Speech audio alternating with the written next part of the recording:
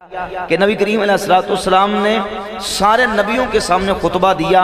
سارے نبی جس وقت اپنی عظمت و شان کا خطبہ دے کے بیٹھ گئے، حضور کی باری آئی تو نبی کریم علیہ السلام نے فرمایا کہ اے معاشر انبیاء، کلکم اسنا علی ربی و انی مسن علی ربی، تم سب نے اپنے رب کی ثنا بیان کی ہے، اب میں مصطفیٰ اپنے رب کی حمد و ثنا بیان کروں. اور حضور نے جو ختم نبوت پر خطبہ ارشاد فرمایا الحمدللہ الذی ارسلنی رحمت للعالمین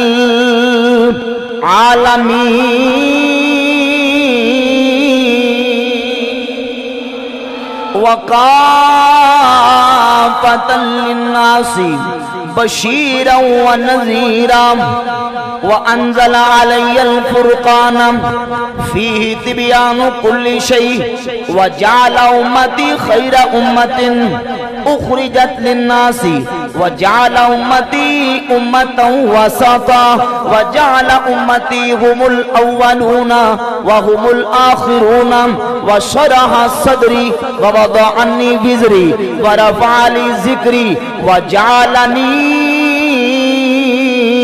فاتحا وخاتما. اے نبیوں کے گروہ، میں وہ ہوں جس کو اللہ رب العالمین نے سارے جہانوں کے لیے رحمت بنا کے بھیجا. اللہ نے مجھے ساری انسانیت کے لیے بشیر و نذیر بنا کے بھیجا. اللہ نے مجھے کتاب وہ عطا فرمائی ہے جس کتاب میں ہر شے کا بیان موجود ہے. اللہ نے مجھے امت عطا کی تو خیر امت عطا کی. میری امت امت خیر ہے، امت وسط ہے. یہ امت اول بھی ہے، آخر بھی ہے. اللہ نے میرے سینے کو کھول دیا، اللہ نے میرے بوجھ ہلکے کر دیے. وَجَعَلَنِي فَاتِحًا وَخَاتِمًا، اللہ نے مجھے فاتح بھی بنایا ہے، خاتم الانبیاء بھی بنا دیا. فاتح بھی بنایا، خاتم الانبیاء بھی بنا دیا. نبی پاک علیہ السلام نے ابھی خطبہ مکمل کیا جب ابراہیم علیہ السلام کھڑے ہو کے انہوں نے حضور کی فضیلت کی گواہی دی اور فرمایا بِهَذَا فَضَلَكُمْ مُحَمَّدٌ صلی اللہ علیہ وسلم. آج محمد مصطفیٰ نے جو اپنی عظمت کا خطبہ یہاں پڑھا ہے، اس کی وجہ سے محمد سارے نبیوں سے افضل قرار پائے، سارے نبیوں سے.